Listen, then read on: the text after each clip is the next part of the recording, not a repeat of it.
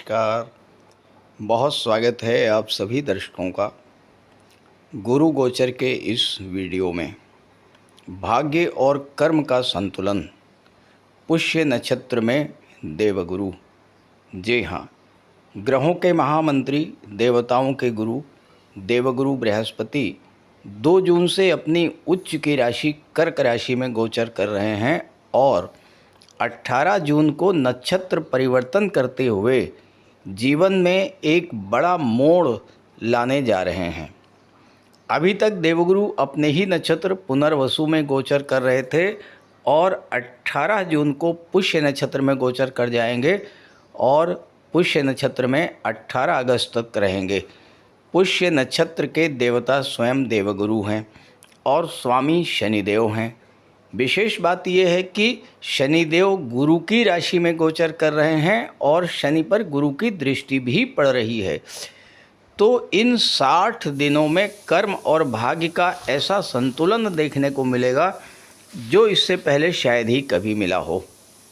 शास्त्रों में वर्णित है कि जब भी गुरु अपनी उच्च अवस्था में 5 डिग्री पर होते हैं तो परम उच्च स्थिति में होते हैं और सबसे शक्तिशाली अवस्था में होते हैं।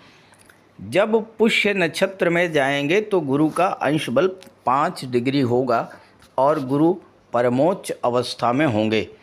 इसका अर्थ ये हुआ कि आने वाले 60 दिनों का जो समय होगा वो किसी स्वर्णिम काल से कम नहीं होगा। तो गुरु के इस गोचर का मकर राशि के जातकों के जीवन पर किस तरह का प्रभाव पड़ेगा, इसी का विश्लेषण करेंगे इस वीडियो में। ये विश्लेषण आपकी चंद्र राशि के आधार पर किया जा रहा है। तो ये है मकर राशि के जातकों की कुंडली। देवगुरु का गोचर आपकी कुंडली के 7वें भाव में है। देखिए, यहाँ पर गुरु अपनी उच्च की राशि में गोचर कर रहे हैं और 18 जून को शनि के नक्षत्र पुष्य नक्षत्र में चले जाएंगे। शनि 3रे भाव में है। गुरु की 9वीं दृष्टि भी शनि पर पड़ रही है और गुरु जब पुष्य नक्षत्र में जाएंगे तो 5 डिग्री अंश बल होगा, यानी अपनी परमोच्च स्थिति में गुरु गोचर करेंगे। यहाँ गोचर करते हुए गुरु की पंचम दृष्टि 11वें भाव पर, 7म लग्न पर और 9म शनिदेव पर पड़ेगी। अब जरा सोचिए, गुरु शनि के नक्षत्र में गोचर कर रहे हैं, शनि गुरु की राशि में गोचर कर रहे हैं, गुरु की दृष्टि शनि पर पड़ रही है। शनि होते हैं कर्म के कारक और गुरु होते हैं भाग्य के कारक। तो कर्म और भाग्य का इससे बेहतर संतुलन शायद ही कभी मिले। पुष्य नक्षत्र में जाएंगे। पुष्य नक्षत्र क्या है? पुष्य नक्षत्र को कल्प वृक्ष कहा गया है। कल्प वृक्ष वह वृक्ष जिसके नीचे बैठ करके जो मांगा जाए वो मिल जाता है। हर मनोकामना को पूरा करने वाला होता है कल्प वृक्ष। तो जो पुष्य नक्षत्र है ये आपकी इच्छा पूर्ति का नक्षत्र है, आपकी इच्छाओं को पूरा करने वाला है। और आपकी कुंडली में तो 11वें भाव पर गुरु की दृष्टि भी पड़ रही है। अब 11वां भाव क्या है? 11वां भाव आपकी इच्छा पूर्ति का होता है। तो आपकी इच्छाओं की पूर्ति करेंगे आने वाले 60 दिनों में। अब गुरु 7वें भाव में है। 7वां भाव विवाह का होता है। जिन लोगों का विवाह अभी तक तय नहीं हो पाया था उनका विवाह इस गोचर काल में तय होने का प्रबल योग बनेगा और उसमें भी 18 जून से 18 अगस्त का जो समय है वो वैवाहिक रिश्तों के तय करने के लिए सबसे ज़्यादा अनुकूल समय होगा। 7वां भाव दाम्पत्य सुखों को दर्शाता है। पति पत्नी के बीच किसी कारण से एक तनाव की स्थिति बनी हुई है। आप देखिएगा कि गुरु जब पुष्य नक्षत्र में आएंगे तो वहाँ भी संतुलन कायम होगा। 7वां भाव दशम का दशम होने के नाते आपके कैरियर प्रोफेशन को भी दर्शाता है। अब यहाँ कर्म और भाग्य दोनों का संबंध बन रहा है। शनि के नक्षत्र में जा रहे हैं, शनि कर्म के कारक हैं और 7वां भाव आपके करियर को दर्शाता है। तो कैरियर के दृष्टिकोण से गुरु का कर्म के स्वामी शनि के नक्षत्र में जाना आपके कैरियर में एक बड़ी उपलब्धियों को प्रदर्शित कर रहा है। आपने काम कोई पूरा कर लिया लेकिन उसकी उपलब्धि आपको नहीं मिल पाई, उसका जो आउटपुट मिलना था वो आपको नहीं मिल पाया, जो आपको प्रतिफल मिलना था वो नहीं मिल पाया। तो अब ये वो समय होगा जबकि आपके कार्यों का प्रतिफल आपको मिलेगा, क्योंकि गुरु एकादश पर दृष्टि डाल रहे हैं जो कि आपकी इनकम का भाव होता है। अब दृष्टि मकर राशि पर पड़ रही है लग्न के भाव पर, और लग्न भाव आपके स्वास्थ्य को दर्शाता है। तो अगर स्वास्थ्य में किसी तरह की परेशानी चल रही थी, उन परेशानियों को आप दूर होते हुए देख पाएंगे। कॉन्फिडेंस लेवल बढ़ेगा, आपके ज्ञान में वृद्धि होगी, सोचने समझने की शक्ति मजबूत होगी। और सबसे बड़ी बात यह है कि अगर कोई डील आपके लंबे समय से लंबित थी, वो फाइनल नहीं हो पा रही थी, तो चूँकि शनि सेकंड लॉर्ड भी हैं और लग्न भाव के भी स्वामी हैं, और दूसरा भाव वाणी का होता है, आपकी वाणी पर गुरु का प्रभाव होगा।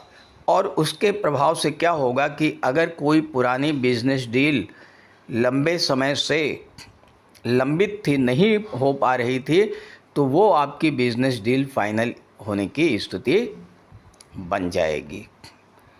एकादश भाव पर गुरु की दृष्टि है। एकादश भाव आपकी इनकम को दर्शाता है, तो इनकम की वृद्धि होने का योग बन रहा है, लाभ के दायरे बढ़ेंगे।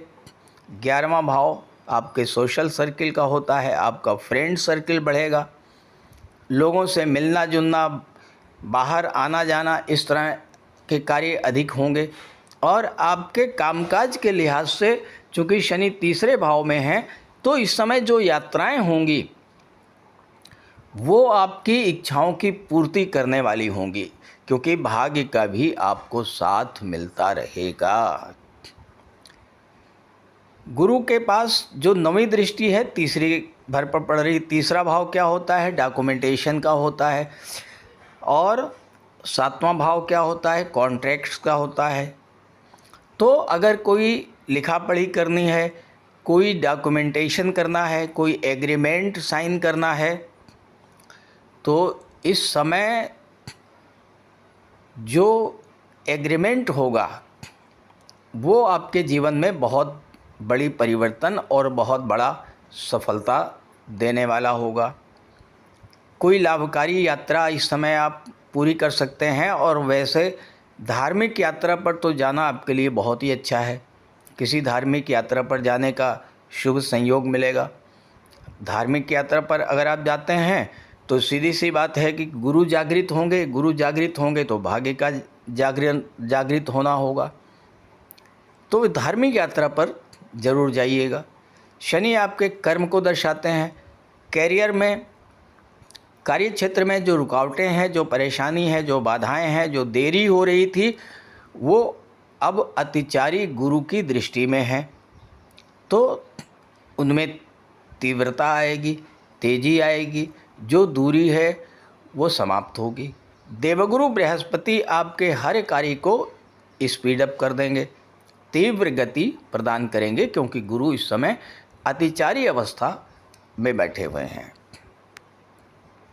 अब शनि के नक्षत्र में जब जाएंगे तो शनि की राशियों का भी प्रभाव आएगा, यानी दूसरे भाव, सेकंड हाउस, यहाँ पर भी जो है गुरु का प्रभाव रहेगा।